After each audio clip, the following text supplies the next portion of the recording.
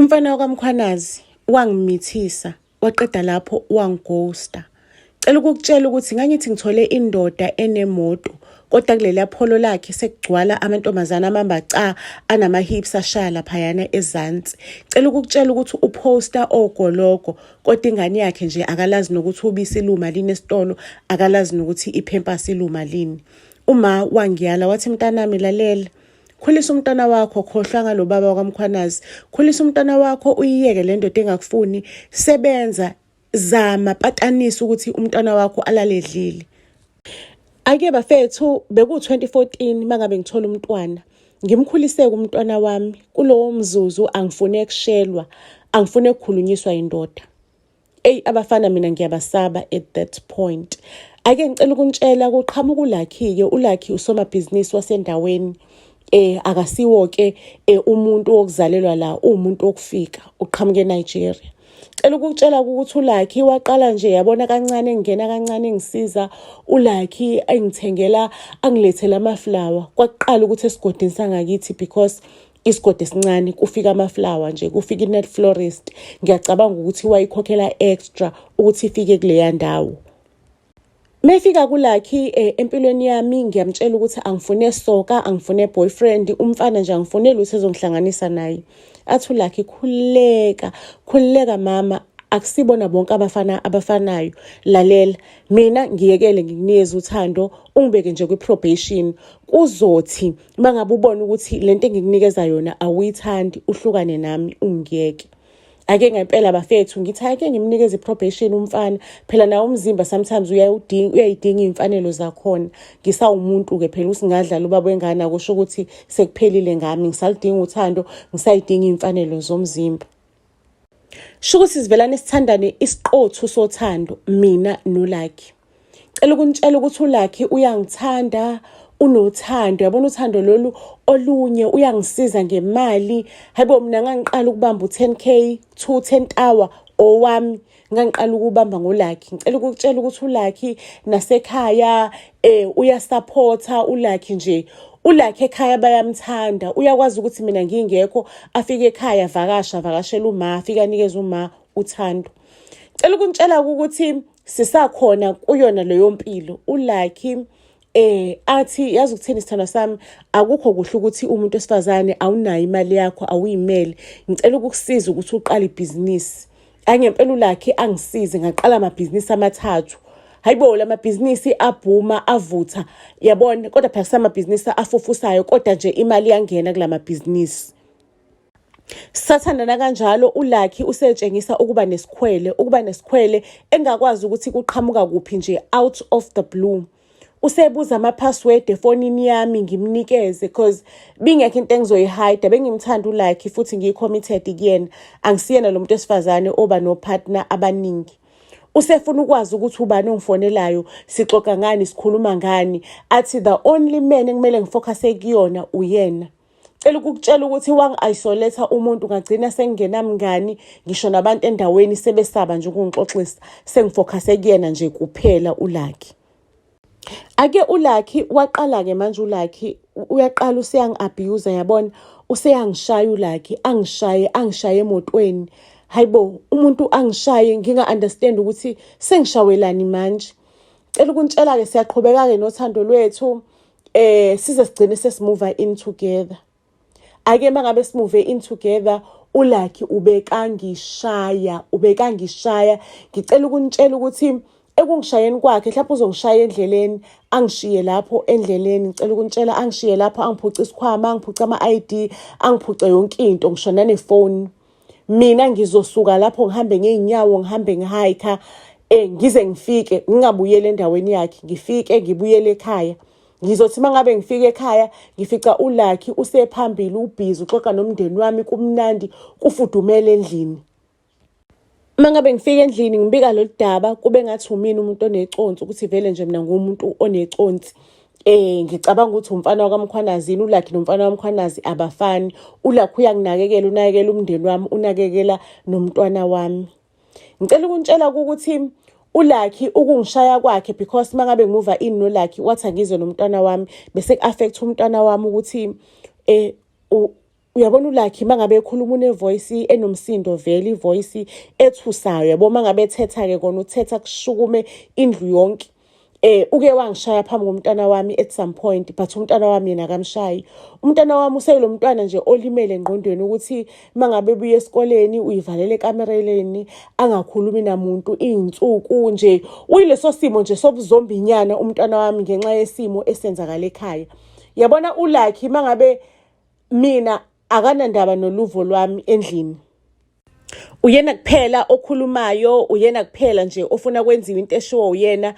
Akanendaba ukuthi ngithini, anginawo umbono, uyangithethisa nje sengifana nomuntu ongekho endlini. Okokuqala angisanabo abangani. Sekuyena kuphela umuntu ongigqolozele la. uLucky mangabe ngiphuma ngiye emsebenzini uhamba nami afika apange ngaphandle emsebenzini, umsebenzi wakhe yena unabasebenzi abamsebenzelayo. Uhleze secingweni, sebenza ocingweni, uba ngaphandle emsebenzini, sometimes angena ahlala eceleni kwami. Mangabe kuukuthi ngiye ekhaya uhamba nami, ngiya kuphi uhamba nami uLucky. Uhlezi la engigadile. There was a point-ke empilweni uLucky la angishaya khona sihamba imoto ihamba. Ngavelane bafethu ngehlika mina imoto ihamba. Ngicela ukukutshela ukuthi noLucky wapaka imoto wehlika emotweni wazongishayela khona lapho esengehlike khona esengiyiphonse khona imoto ihamba. Waqhubeka wangishaya. Ngicela ukunitshela ukuthi that time ngahamba ngama-crashes. Ngahamba ngama-crashes ngilimele okwangempela. Ngicela ukunitshela ukuthi udokotela ongilaphayo wangitshela ukuthi angeke aphinda ngilaphe because uLucky kumele eboshiwe. Kubukhona because uLucky ngalivula icala emaphoyiseni lanyamalala emoyeni. Alikho i-social worker mina engakhulumanga nalo esigodini sangakithi. Akekho umuntu omdala engamxoxelanga ngodaba lethu. uLucky amaphoyisa angazi ukuthi bekawabrabha yini because amacala bekavelane nje angaqhubeki kube into engekhe indaba yokuthi ngivule icala. Abantu bemthanda kube ngathi umina engiqamba amanga. Ngicela ukunitshela ukuthi ayikho indawo uLucky angangishayelanga kuyona. Shukuthi sibe nenkinga-ke manje uma aqale ukugula nje ukugula okuserious okukhulu ukuthi usehamba ibhedlela uyahlinzwa nani. Mangabe ngiya kulezo ibhedlela uLucky uhamba nami, ngiyobona uma ngikhuluma noma uLucky ula ephaketheni lami. Ngicela ukukutshela ukuthi ngelinye ilanga uLucky wafike wangishayela khona esibhedlela silethe uma. Nkosi yami uma wathi daphu uzozama ukulamula uLucky waphushela uma laphaya. Ngicela ukunitshela-ke that day I've decided ukuthi no, you know what, ngiyaphuma emzini kaLucky ngibuyele ekhaya ngokusemthethweni. Ngafike ngapakisha impahla zami, ngaqoqa impahla zami, ngabuyela ekhaya. Ngicela ukunitshela ukuthi uLucky into ayenza wafika walala ngaphandle ekhaya. Wafika walala ngaphandle ekhaya. Sithi siyavuka nje sibona imoto kaLucky ipakile ngaphandle, uLucky ulele ngaphandle kwasekhaya. Kwathi mangabe kuvula iminyango ekseni wangena uLucky. Cela ukukutshela ukuthi uLucky wangishaya phambi komndeni wami, wangishaya phambi kwama. Uma wavelane waphuma waba namahloni wangazi ukuthi enze njani because wathi uthi uyalamula kwasho ukuthi uLucky usenenye enga akasezwa umuntu. Cela ukukutshela-ke uLucky kwathi mangabe umndeni uphuma wasala uLucky ngaphakathi wavelane wakhiya. Uyangishaya-ke manje ngiyahayiza sekuphuma umphakathi nengane zasekhaya seyiphumile, wonke umuntu uphumile-ke manje uyabuka ngasekhaya, ubuke ngaphandle isekisi. Wangishaya uLucky, wangiklebhula iy'ngubo, wangidabula iy'ngubo engishaya. Ngicela ukunitshela ukuthi ubhuti wami ona 13 years waze wadinwa bafethu, wabulala iwindi wangena ekhaya ethi uzolekelela uzoshaya uLucky, uzongilamulela. Kwasho ukuthi nje uyingane uLucky ubhizi akayekile uyangishaya, akamnaka ngisho nokumnaka ubhuti wami wevela namphushele lapha. Wathi uyazama nkosi yami ubhuti wami, kwasho ukuthi nje indoda leyana iqinile inamandla. Waqeda ukungishaya kanjalo wathi thatha impahla zakho ngene emotweni sihambeni. Ake bafethu sabuyela-ke le ekuhlukumezekeni. Iproblem yami ukuthi uLucky ubeka applyile ama-documents ukuthi ahlale lana. Koda indaba zakhe bengahambi kahle ukuthi athole ama-documents ukuthi abe yi-citizen. Njalo bekanokubaleka mangabe bona amaphoyisa nani. Kwaze wathi omunye usisi was-advisor ngokuthi ngcono nishade, shadani noLucky. ake uLucky ashuse sihambe siyobhala ngithi mina phela thina sabantu bosiko abantu besintu ngcono ukuthi uhambe uyolobola ekhaya ukhiphe ilobolo. Angempela kuLucky avume ngihambe ngiyomtshela uma ukuthi mase kunodouble kanje uLucky uthi ufuna ukungishada. So ngizocela ukuthi akhokhe ilobolo, ngizocela ukuthi uhlanganise umndeni. Shukuthi thina ekhaya sumndeni ongasazwani, sumndeni ongahlangene. Umana wahlanganisa omalume nje esosibongo fanana nabo wafika kuLucky ezolobola. Kwalobolo lelo uLucky wayinqumela yena, uyena owayishola ukuthi uzokhokha malini price ngoba uyena umuntu onemali, yonke into izothwalwa uyena, yonke into izophathwa uyena. Uyena ozokhipha ilobolo, uyena ozothenga ama-gift omembeso nani nani. Alikhipheke lo lobolo leli yena ayinqumele lona. Sihambe ke siyobhala enkantolo. Kodwa ke amaphepha akhe uLucky akalunganga because kwakukhona into ekumele ayisubmit isi-expireile wangayiletha uLucky lonto okumele ngabe uyisubmithile. Sikhuluma nje amaphepha akhe sisalindile akakabi namaphepha ngokusemthethweni ukuthi useyicitizen yala eSouth Africa. Shukuthi ngiphila leyo mpilo ke yokuthi sengiyizombi kaLucky. Mangabe uLucky sixabanile ungiphuca kwasana, ungiphuca ngamabhizinisi kwayonke into kwayini ngifice seshintshile okhiye ngakusasa useyayisola usewumuntu osweet useyaxolisa usemnandi. Angenqamba amanga uLucky unalo uthando kwezinye insuku kodwa nje uthi usa-enjoya lokho useshintshile umuntu useshintshile useyilinye ibhubesi ongali-understand ongalazi. And into ebuhlungu ukuthi uLucky angisakwazi manje ukumshiya because mangabe ngimshiyile uyahamba ekhaya yokhempa ngaphandle ekhaya baze bathi angihambi because ekhaya sebeyamsaba uLucky because uLucky useyingozi. Useyazi yonke into ngempilo yethu akasasihlonipha uLucky, useyazi ukuthi nje akekho umuntu ongamelana naye because mina izingane zasekhaya zincane. Sengihleli nje kulobudlelwane sengilinde usuku la uLucky ayothi usekhathele ngakhona angishiye ayeke. uLucky ungitshela ukuthi angifuni yini ukuthi sihambe siyohlala emadolobheni koBhalitho noma komhlanga kanje. Ngithi mina sithandwa sami singayithatha phi imali engako. Athi uLucky angisho nababhizinisi imali yangena account yakho ungakhona ukuthi uthathe loan.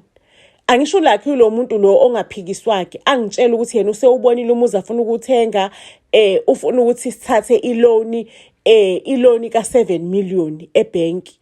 uLucky usekhulumile nama-agent usehambile nami wangithatha sakuma-agent yonke into sekuyacaca ukuthi izo-approveka le loan because sinebhizinisi kanjani.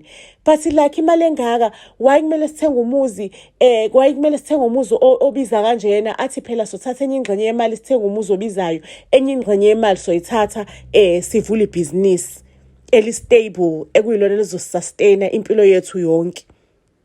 Mengimtshela ngithi Lucky ngicela silinde kancane ngoba kuyacaca ukuthi kwamuzi lo ufunayo wakabi neshow naye usaloku ushintsha imizi. Why singaqali silinde sibe neshow sazi nokuthi iliphi ibhizinisi esolivula before sithathe le mali ebank. Mina ukuthatha imali ebank angikufuni but uLucky akukho lengamcashela khona because uma wami uyagula uyangena uyaphuma ezibhedlela nezingane zakithi isencane ezincane kakhulu zina 8 years angeke ngikwazi ukuthi ngishiye izingane zikamama ngoba umina engondlayo ekhaya umina enginakelayo ngeke ngikwazi ukuthi ngishiye ngibaleke kodwa akukho kumcashela because noma ngiyekhaya ngilanda ekhaya wherever I go noma ngiye toilet uLucky uma ngaphandle kwe toilet ukala isikhathi ukuthi why manje waba se toilet isikhathi eside kangaka. So manje angazi ukuthi ngizokwenza njani ngoba angifuni ukuthatha iloan ya7 million ebank because uthi yena mangabe kuukuthi mina angifuni ukuhamba yena uzohamba ayothenga umuzi endaweni eziphezulu angishiye la ekhaya hamba uthenga umuzi komhlanga angishiye mina la edolobheni lakithi la ngakithi elincane ngoba ngiyifuna intuthuko.